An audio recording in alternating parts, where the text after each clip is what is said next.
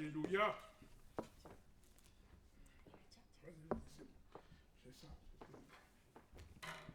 Je vais rendre grâce au Seigneur pour sa parole. Père Céleste, je me bénis en toi. Je bénis ta parole, Seigneur. Je ne suis pas digne de la porter, mais par le sang de l'agneau, parce que, Seigneur, tu l'as voulu, Seigneur, parce que tu as payé le prix. Seigneur, je me tiens devant ta maison pour annoncer ta parole. Seigneur, permets que cette parole puisse produire en nous, Seigneur, ta volonté totale, qu'elle nous remplisse, qu'elle nous enseigne, qu'elle nous conduise selon ta volonté, Père Céleste, au nom de Jésus-Christ. Amen.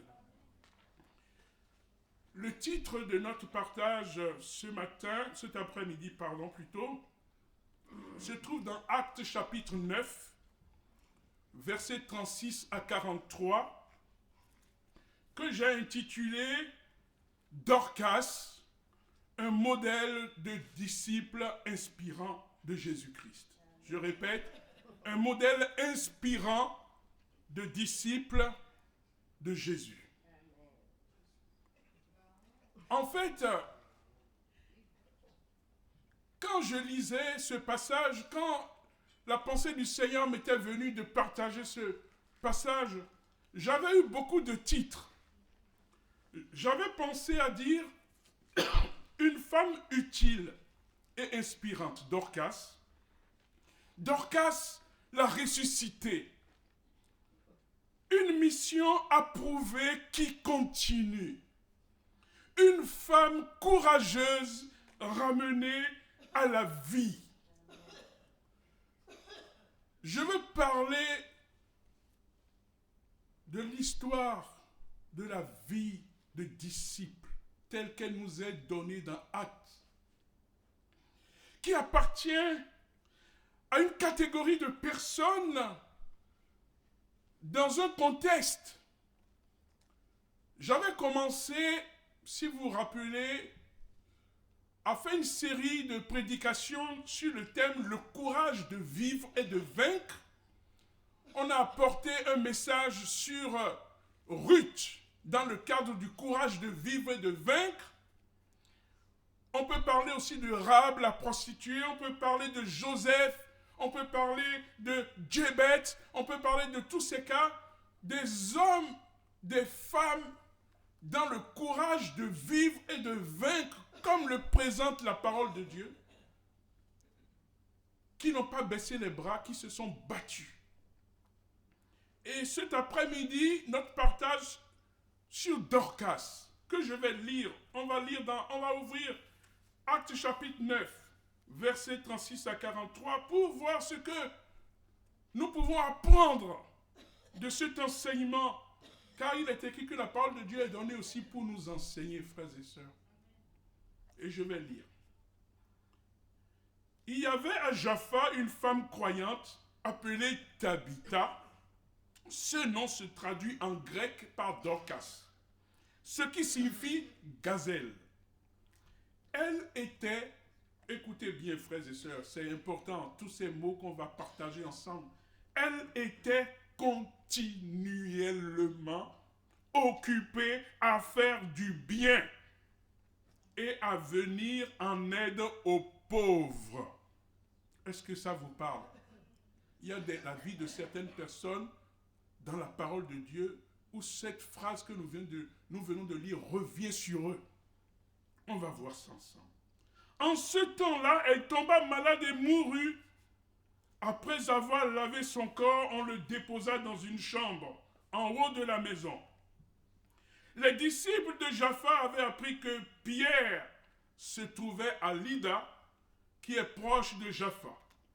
Ils lui envoyèrent 2 hommes avec ce message. « Nous t'en prions, viens chez nous sans tarder. » Pierre partit tout de suite avec eux. Lorsqu'il fut arrivé, on le conduisit dans la chambre située en haut de la maison. Toutes les veuves s'approchèrent de lui. Retenez ce que je dis. Toutes les veuves s'approchèrent de lui en pleurant.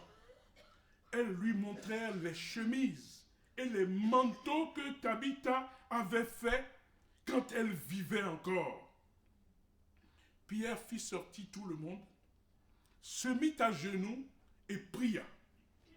Puis il se tourna vers le corps et dit, Tabitha, lève-toi. Elle ouvrit les yeux et quand elle vit Pierre, elle s'assit. Pierre lui prit la main et l'aida à se lever. Il appela ensuite les croyants et les veuves et la leur présenta vivante. On le sut dans toute la ville de Jaffa et beaucoup crurent au Seigneur. Pierre resta assez longtemps à Jaffa chez un ouvrier du cuir appelé Simon. Et nous disons Amen.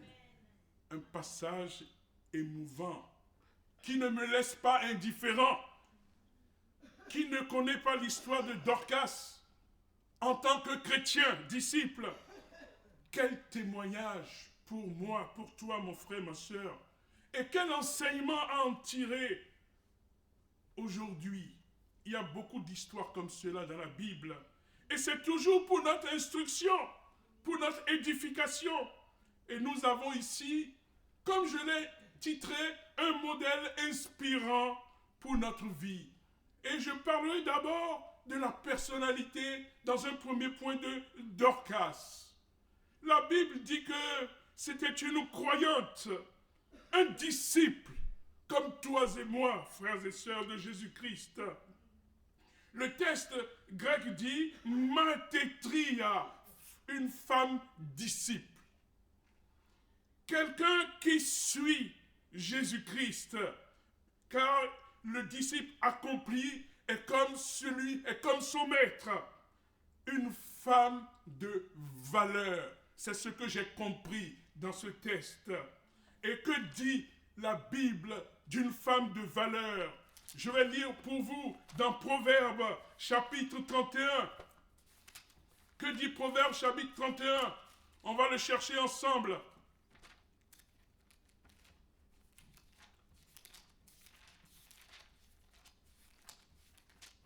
Alors, j'y suis.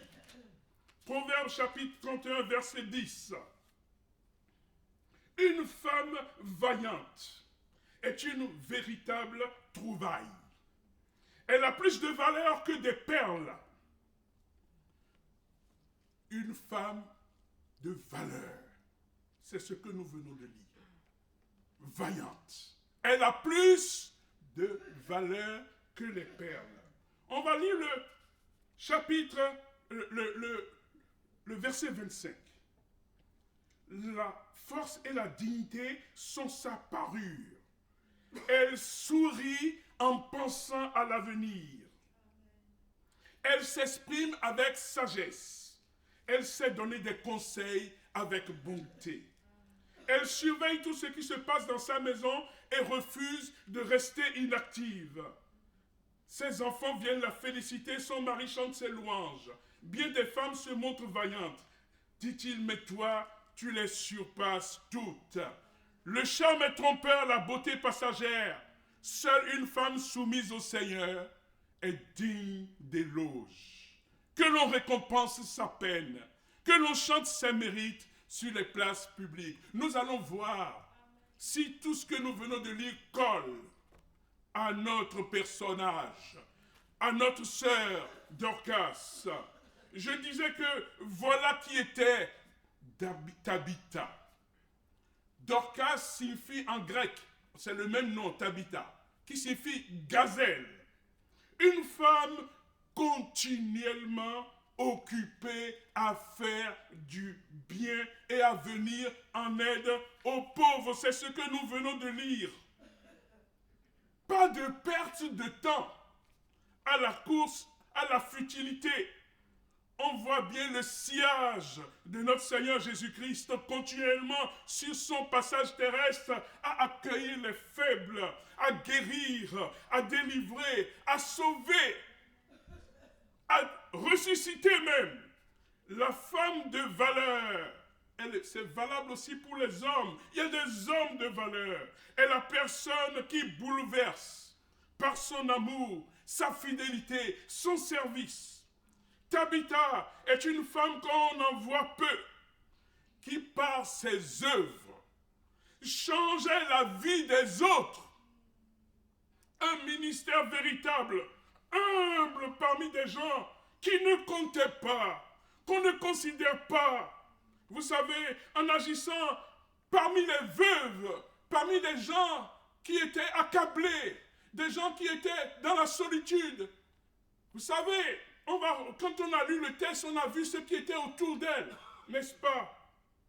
Il faut de la foi, il faut de la conviction pour prendre soin des autres. Il faut du courage. Nous connaissons l'attachement du Seigneur de sa parole qui dit qu'il est le père des orphelins, le défenseur des veuves, dans le psaume 68, verset 5. La Bible déclare dans Jacques, chapitre 1, verset 27, que la religion pure sans tache devant Dieu notre Père consiste à visiter les orphelins et les veuves dans leurs afflictions et à se préserver des souillures du monde.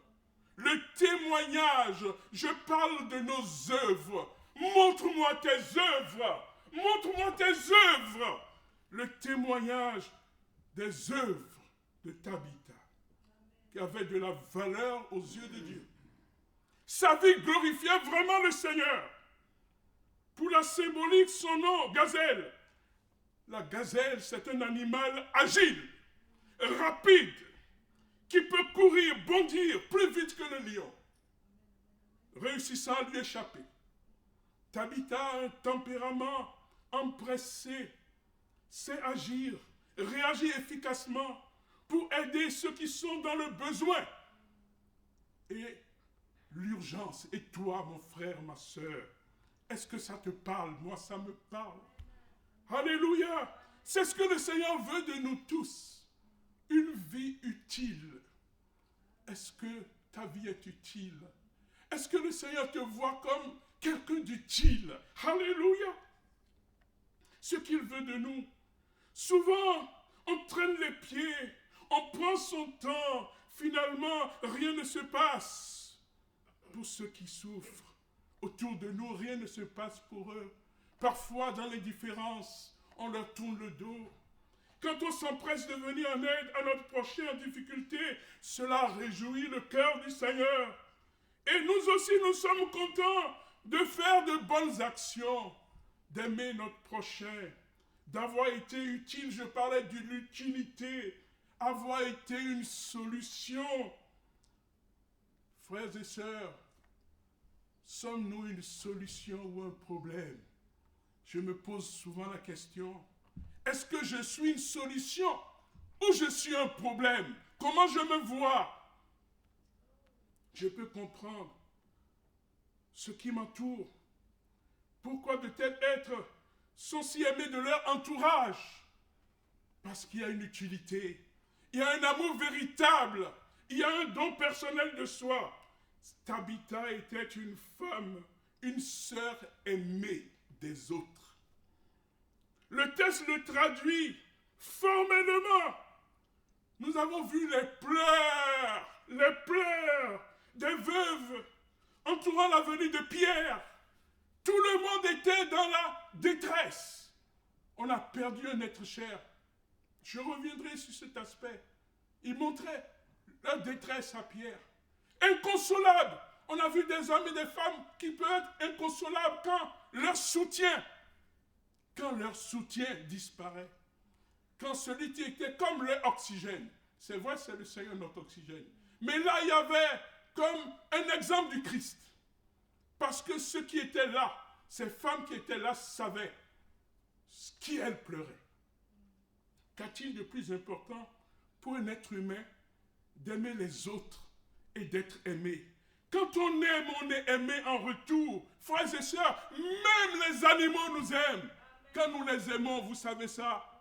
J'avais un chat quand j'étais jeune. Je lui donnais que des bons filets de poisson. Et il avait compris ça. Et quand il me voyait, il sautait sur mon épaule. Il était content parce qu'il savait que je le traitais bien. Mais quand je n'étais pas là, On lui donnait des choses, les gens lui donnaient n'importe quoi dans la maison. Les animaux, même nous aiment quand ils rencontrent l'amour. Frère, n'oubliez jamais ça. Et combien les hommes ne nous aimeraient pas, c'est ce que le Seigneur veut, que nous nous aimons les uns les autres. On ne sait pas grand-chose sur la vie de famille de Tabitha. Ce que nous avons lu, a-t-elle des enfants? Un mari? Était-elle même veuve? Le passage ne dit pas tout cela. Mais on peut dire qu'elle avait un métier. Elle était couturière. Elle savait confectionner des tuniques, des vêtements. Et pour produire de telles œuvres, frères et sœurs, il fallait du talent. Peut-être avait-elle un atelier. Elle avait des amies veuves. Peut-être qu'elles allaient vendre ces choses au marché. Vous savez, elle produisait, elle avait une activité. Elle n'était pas désœuvrée. Le disciple de Christ n'est pas désœuvré. Alléluia. Et pouvait se suffire à elle-même. Et même pour les autres. Elle savait montrer le chemin. Elle savait travailler avec elle. Et ensuite, elle était capable de venir en aide aux autres. Vous savez, quand on a vu ces passages dans l'épître de Paul, dans la parole de Dieu, nous avons vu l'apôtre Paul avec Priscille, Aquilas et Priscille, qui travaillaient ensemble. Il était tisseur de tentes pour ne pas être à la charge de l'église. Il travaillait. Il fabriquait des tentes, ils allaient le vendre au marché. Des moments, l'église pouvait le soutenir, mais il y avait des moments où il travaillait. Et il avait dit d'ailleurs, dans sa défense de l'évangile, qu'il savait être capable de pouvoir travailler et se suffire dans toutes les situations, que ce soit dans la disette, que ce soit dans l'abondance, il savait vivre. Et là, c'est aussi la posture du disciple que nous sommes, frères et sœurs. Et on peut dire qu'elle habitait la ville de Jopé, une grande ville, une ville assez importante aujourd'hui appelée Jaffa, en Israël, où résidait une communauté de disciples. Et c'était dans cette localité que va se réaliser ce qui va suivre. J'ai parlé un peu de Dorcas. Mais vous savez, je dirais que Dorcas, tout comme d'autres personnes, leur vie m'a touché, continuellement à faire du bien. J'ai pensé aussi, dans le chapitre qui suit, on voit dans Acte 10, la parole de Dieu parle d'un homme qui s'appelle Corneille, que je vous exhorte à lire tout le chapitre 10. Corneille était un homme de la même stature, continuellement à faire de bonnes œuvres, continuellement à faire du bien, tellement, et qui priait, qui intercède, qui invoquait l'Éternel, que le Seigneur a dû lui donner la vision de voir un ange. Ça veut dire que la parole de Dieu déclare que Dieu du haut du ciel regarde les hommes pour voir s'il y en a qui le cherchent, s'il y en a qui cherchent Dieu dans leur manière d'agir, leurs œuvres, leur sensibilité, leur attention, leur écoute des autres. Et Dieu libère. Dieu agit envers de tels hommes comme il a agi envers Corneille. Je parle de ces aspects pour dire que le regard du Seigneur est sur nos œuvres, sur notre manière de vivre, sur notre manière de faire. C'est important pour nous. Ces enseignements, c'est la même chose pour Dorcas. Et voici, que lui est-il arrivé?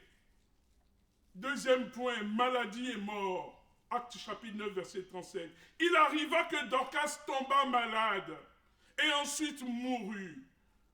Je ne veux pas prêcher sur la maladie cet après-midi. Notre constat est que la maladie peut toucher toute personne, croyante ou non, chrétien ou non. Elle touche la création de Dieu, elle touche la nature, elle touche l'environnement. C'est un constat. La maladie peut toucher les animaux.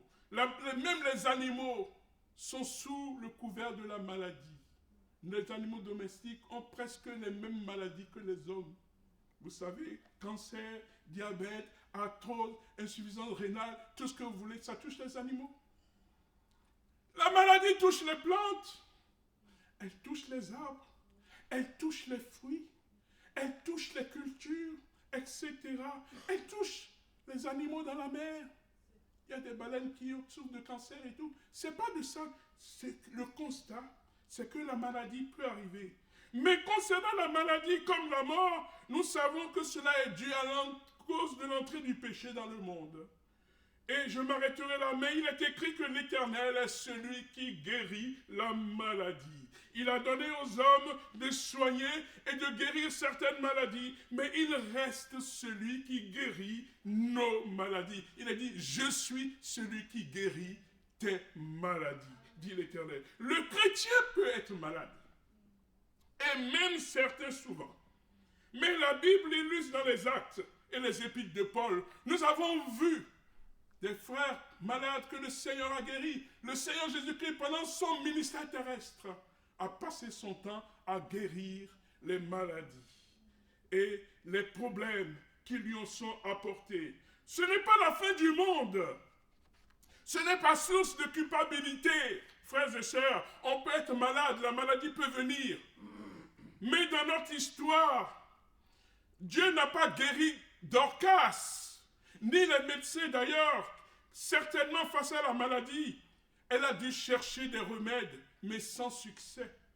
Dorcas a subi l'épreuve de la mort. Sa vie s'est arrêtée. Mais la suite, c'est que Dieu est toujours là. N'est-ce pas? Et sur le volet de la mort, je voudrais partager une réflexion et je vous fais remarquer que tout homme est appelé à mourir sur terre et dans la mort. Et donc cette mort qui devient naturelle à notre dimension humaine, de ce constat sur la dimension humaine, la mort devient une norme. Et le retour à la vie ou la résurrection est une exception ou un miracle. Vu que l'homme est un mortel, nous sommes tous appelés à passer par la mort à cause du péché. Mais si nous passons par la mort et que nous revenons à la vie, reconnaissons que c'est un miracle de Dieu.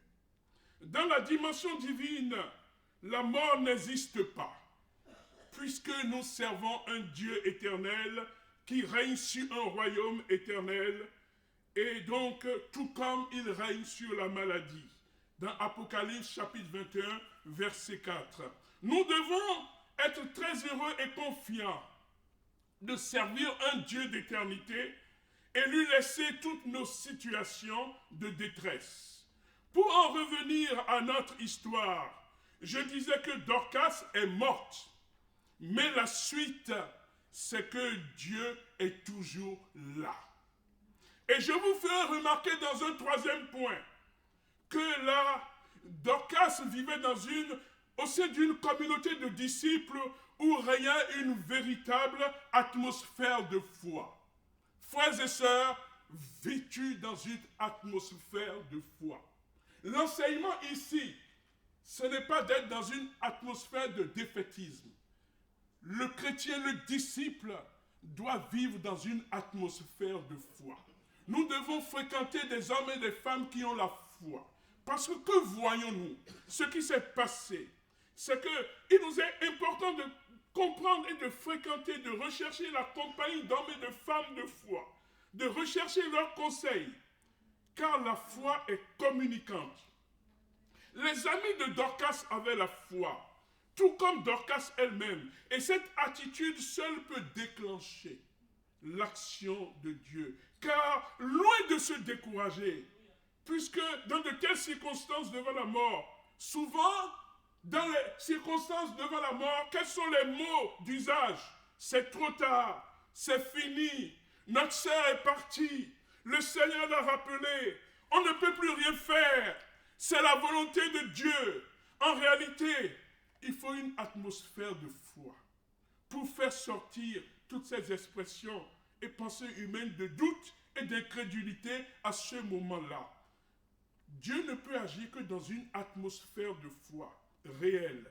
À ce propos, je précise et rappelle que l'Église doit être un lieu avec une atmosphère de foi, si on veut voir Dieu agir efficacement. Pourquoi? nous parlons de ces choses. Qu'est-ce qui s'est passé? On a mis Dorcas couché sur un lit.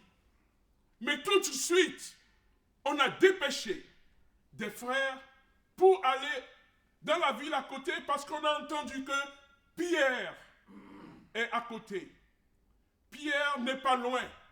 Et on a envoyé un message rapidement pour dire, Pierre, viens nous secourir, nous sommes dans la détresse.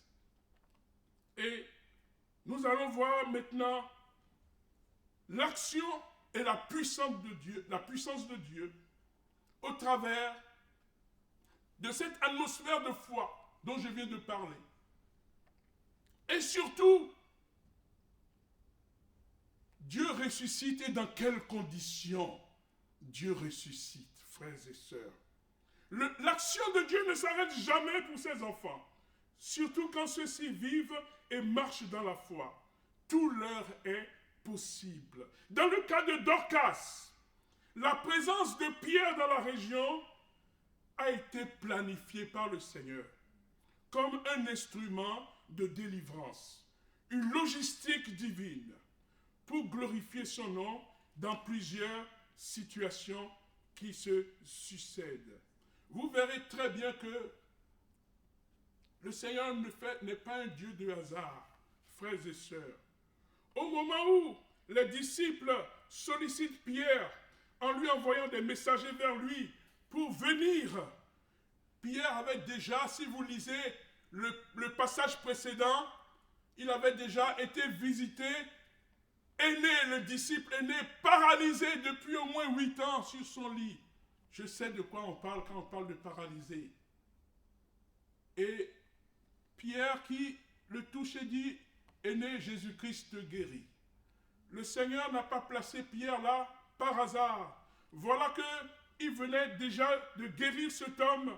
Il venait de faire ce miracle de la part de Dieu. Ce même Pierre est dépêché par le Seigneur vers sa servante, vers le cas Dorcas.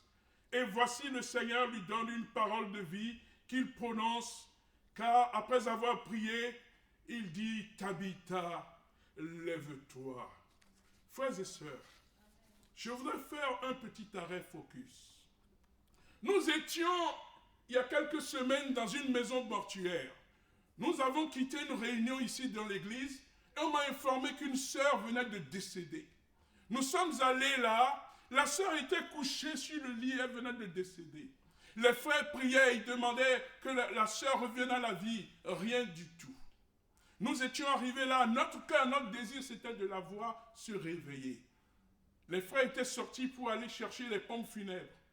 On invoquait le Seigneur, Seigneur, si tu voulais que ta servante se relève.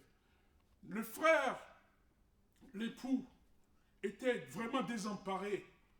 Elle avait laissé une petite fille. Mais aucun de nous n'était capable de prier pour qu'elle revienne à la vie. Pourquoi? Mais pourquoi? Frère, je vous pose la question, pourquoi? Pourquoi? Y a-t-il une réponse ici? J'ai lu dans la Bible, j'ai regardé combien de gens ressuscitaient au nom du Seigneur Jésus. Ils sont comptables sur les doigts. On peut parler de ça. On parlera d'Élisée, Élie, dans l'Ancien Testament, ce qui appelle à revenir à la vie. Dans le Nouveau Testament, bien sûr, Pierre, Paul, que dit la parole de Dieu? Jacques, Pierre et Jean n'étaient-ils pas les plus considérés, regardez, comme des colonnes dans Galates chapitre 2, verset 9? Je voulais dire tout simplement que chaque génération de croyants, chaque mouvement de réveil, chaque église locale aura encore besoin d'éléments conséquents aptes à jouer un rôle déterminant. Oui. Béni soit Dieu pour les chrétiens enracinés dans la foi, fidèles et persévérants, qui sont de véritables colonnes spirituelles. Dans l'église de Jésus-Christ, sans eux, il n'y aurait pas de construction solide et durable. Bien sûr, il faut des conditions. C'est Dieu qui ressuscite. C'est lui l'auteur des miracles. Mais pourquoi tout le monde ne ressuscite pas? Parce qu'il y a des gens qui ont reçu cette autorité de la part de Christ. Il y a des gens qui sont appelés à des colonnes. Des gens qui sont appelés à payer le prix. Qui sont appelés à être mis à part pour cela. Et que Dieu utilise pour son peuple. Combien sont-ils? Combien sont prêts à le devenir, ces colonnes? Des hommes et des femmes qui acceptent d'aimer, qui acceptent de souffrir, qui acceptent, je dis, de payer le prix en suivant Jésus-Christ. Il n'y en a pas beaucoup. Et c'est un appel. Il y a beaucoup d'appelés, mais peu d'élus dans cette affaire, frères et sœurs. Merci, parce que Pierre était là. Et on a tellement besoin d'hommes et de femmes comme Pierre, ministère pétrinien, de Paul, ministère paulinien, de Jean, ministère joannique. On a tellement besoin de ces hommes qui sont des colonnes. Mais Dieu veut et cherche des colonnes parmi nous. Ceux qu'il pourra dire, va dans la rue qui s'appelle la droite, et tu verras Paul, et tu toucheras ses yeux, et il sera guéri. Des hommes disposés comme Ananias. Nous en avons besoin dans l'église. Et quand on entend un serviteur qui a l'onction, tout le monde court et arrive. On dit oui, il a reçu l'onction. Et celui qui est malade, tout le monde veut être guéri par lui. Mais c'est Jésus qui nous guérit. Mais je parle de ceux qui sont prêts à être dans ce service pour que Dieu les utilise. Comme Pierre. C'est pour ça que Dorcas a pu revenir à la vie, parce qu'il y avait des pierres qui étaient là. Des porteurs. Là, c'est un aspect que je fais un focus pour dire que oui, mais parce que Dieu a mis des porteurs. Des gens qui portent des colonnes, pas des portées. Il y a des portées et il y a des porteurs. Frères et sœurs, il y a des Abraham et il y a des Lot.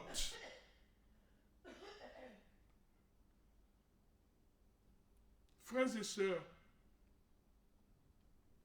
supporter les faiblesses, dit l'apôtre. Ce n'est pas un ministère facile à assurer, n'est-ce pas? Car nous sommes appelés à grandir spirituellement. Est-ce que nous sommes conscients que le Seigneur veut nous utiliser? Il y a tellement de besoins. Dorcas, c'était un cas extrême, c'était la mort. Mais il y a d'autres cas, des délivrances. Qui va les délivrer? Voici les signes qui accompagneront ceux qui auront cru. Ils chasseront les démons. Nous sommes appelés à des délivrances de ceux qui nous entourent. Ils saisiront des serpents, des scorpions, ils boiront des breuvages.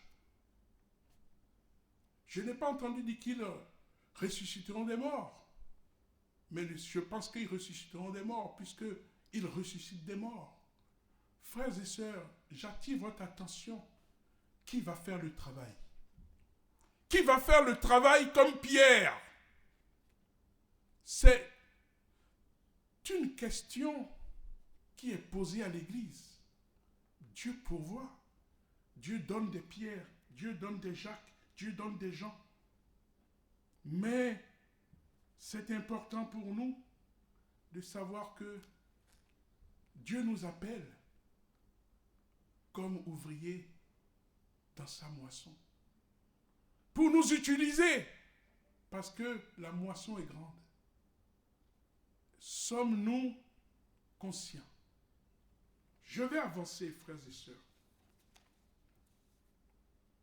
Je disais que voici Dorcas revenu à la vie dans toute cette ville de Joppé où tout le monde se met à croire parce que Dorcas est ressuscité. Quel encouragement, frères et sœurs, pour nous cet après-midi. Imaginons la joie des disciples de Joppé, la joie des veuves, comme lorsque Lazare était ressuscité, la joie de Marthe et de Marie. Je parlais, la fille de Jairus, lorsque cet homme, qui ressemblait aussi à Corneille, parce que quand ils sont venus voir Jésus, ils lui ont dit vraiment c'est le chef de la synagogue. C'est un homme bien. Il mérite que tu puisses le secourir. Et Jésus a dit oui. Et ce Pierre était là avec Jean. Et il a vu son maître, après avoir fait sortir tout le monde, prendre la petite par la main et lui dire Talita Koumi, réveille-toi, petite fille, je te le dis. Au nom de Jésus-Christ, cette fille s'est relevée. Et Pierre était à la bonne école. Cette colonne de l'église qui a intervenu chez Dorcas. Et dans sa souveraineté, j'ai pensé aussi quand le Seigneur a vu cette veuve de Naïm attristée. Et le Seigneur a utilisé sa souveraineté, sa compassion pour rendre à la vie cette femme qui enterrait son enfant. Alléluia.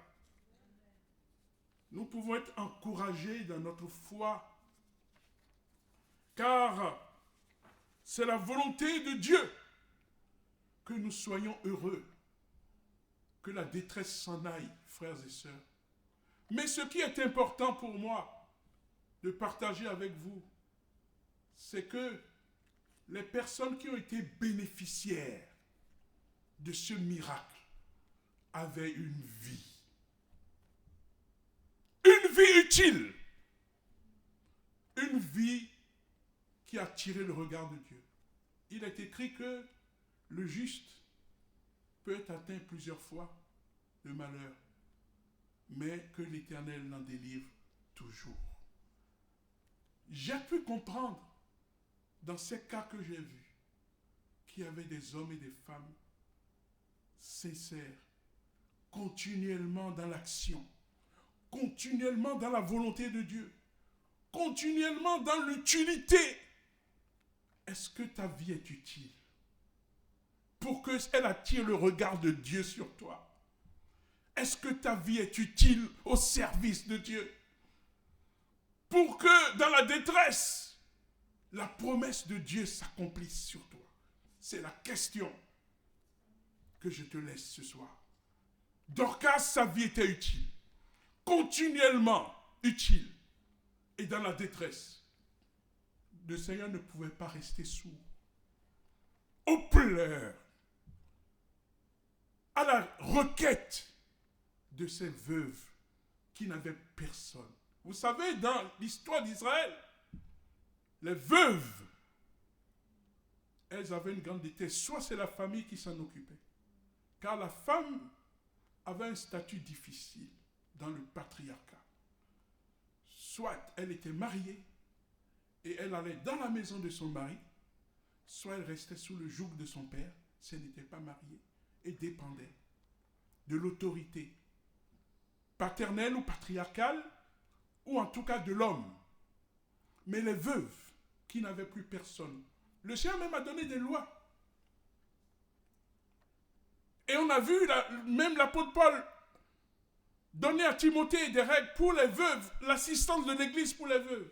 Elle n'avait personne pour s'occuper d'elle. Parfois, beaucoup étaient dans la détresse. Et Dorcas était vraiment un pilier. Et leurs pleurs, leurs cris sont montés au ciel. Leur cri est monté au ciel. Et le Seigneur s'est hâté d'intervenir.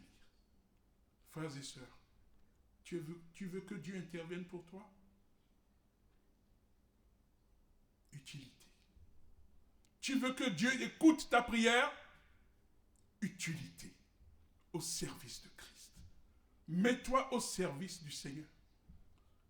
C'est ma conviction, frères et sœurs. Dieu entend toutes les prières. Mais il y a des prières qui sont plus exaucées que d'autres. Parce que le cœur de Dieu est là. Frères et sœurs, nous avons besoin de réaliser ce que Dieu attend de nous. Je me pose souvent la question, Seigneur, qu'est-ce que je fais sur cette terre? Est-ce que je te suis utile? Montre-moi ce que je dois faire pour être utile. J'ai besoin d'être utile à l'œuvre de Dieu. J'ai besoin d'être utile aux frères et sœurs. J'ai besoin que ma vie soit utile, qu'elle soit inspirante. Je voudrais prendre la nuée de témoins qui m'environnent, leur vie, ce qu'elle a été, ce qu'elle a produit, ce qu'elle a donné. On a vu les résultats. Frères et sœurs, Dieu veut voir nos œuvres. Dieu a vu les œuvres de Corneille. Nous avons des références. La Bible n'est pas un hasard. Nous avons vu les références. Je peux en citer plusieurs. Des hommes et des femmes dont la vie a témoigné, dont les œuvres ont parlé. Et le Seigneur les a fait fructifier. Et le Seigneur les a soutenus. Que ces paroles restent sur notre cœur. Dorcas a été ramené à la vie. Je me suis posé la question, mais Seigneur, mais il y a des gens qui sont morts, on a prié pour eux, mais ils ne sont pas revenus à la vie. Mais ils ont laissé des enfants, des orphelins. Mais pourquoi Dorcas est revenu? Souveraineté de Dieu, certes, mais prière de ceux qui étaient là, certes. Mais qu'est-ce qu'elles avaient fait comme prière plus que les autres? Certainement, il y avait quelque chose dans la vie de Dorcas. Alléluia. Qui a déclenché le miracle de Christ. Certainement. Je veux dire merci au Seigneur pour ces paroles. Moi, j'en ai pris ma part. Seigneur, utilise-moi. Seigneur, que ma vie te soit utile. Utile à l'œuvre de Christ, frères et sœurs. Soyons encouragés par de tels témoignages, frères et sœurs. Et il y en a dans la parole. Et je prie le Seigneur de nous donner d'autres témoignages, d'autres prédications. Je vous disais, sur le courage de vivre et de vaincre. Car il y en a qui sont résilients. Il y en a qui ne sont pas prêts à baisser les bras, qui sont prêts à se battre. La parole de Dieu dit que c'est pour les violents le royaume de Dieu. Est-ce que le témoignage de Dorcas te parle, mon frère, ma soeur? Est-ce que le témoignage de Corneille te parle, mon frère, ma soeur? Cet homme qui était continuellement à chercher Dieu, à faire du bien. À un moment donné, le Seigneur lui envoie de voir un ange qui lui parle. Je vous fais rire. Tout dernièrement, je regardais sur une vidéo, il y avait une sœur qui se roulait par terre dans l'église. Elle se roulait par terre, elle se roulait par terre. On dit, mais ouais, elle vient de voir un ange, elle a vu un ange, elle a une vision, elle a vu un ange. Mais tu as besoin de te rouler par terre si tu vois un ange? Elle se roulait par terre, elle se roulait par terre. On dit, elle a vu un ange. Et alors, quand il a vu un ange, il s'est roulé par terre. Il avait la crainte. Il s'est mis vraiment dans cette posture. Mais le Seigneur l'a béni. Bien sûr, le Seigneur peut nous montrer un ange s'il le veut. D'ailleurs, je souhaite. D'ailleurs, si on l'évoque vraiment. D'ailleurs, le Seigneur dit, mes brebis entendent ma voix. Nous devons entendre sa voix. Le Seigneur doit nous parler en tant que ses enfants. Le Seigneur doit nous montrer des choses spirituelles, puisqu'il opère dans le spirituel. C'est une aparté que je referme. Tout simplement pour dire, le Seigneur veut nous bénir. Le Seigneur veut nous montrer des choses spirituelles. Alléluia. Le Seigneur veut ressusciter des morts. Alléluia. C'est sa souveraineté. C'est sa souveraineté. Alléluia. Est-ce que nous sommes prêts à voir de telles choses? Est-ce que nous sommes prêts à le lui demander? Est-ce que nous sommes prêts à le vivre? Il l'a fait pour Dorcas. Et il veut le faire encore. Est-ce que nous sommes prêts à payer le prix pour être utilisés pour ça? Mais qui le Seigneur va envoyer pour dire, maintenant tu pries pour la sœur qui est endormie et elle se réveille? Il faut que ce soit quelqu'un qui se tient à la brèche.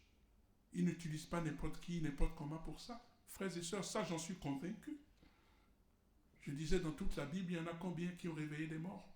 Il n'y en a pas beaucoup. Sinon, on allait tous réveiller les morts. Alléluia. Le Seigneur veut faire encore avec nous. Le Seigneur veut nous bénir, frères et sœurs. Soyons encouragés.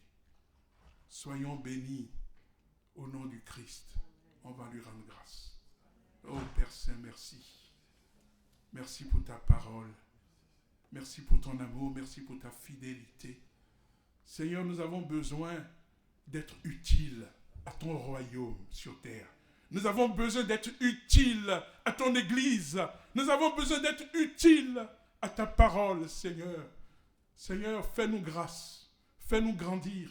Montre-nous le chemin. Seigneur, fais de nous des disciples comme Dorcas, comme Pierre, comme Corneille, Seigneur, parce que tu sauves encore. Au nom de Jésus-Christ, soyons bénis. Et nous disons Amen. Alléluia.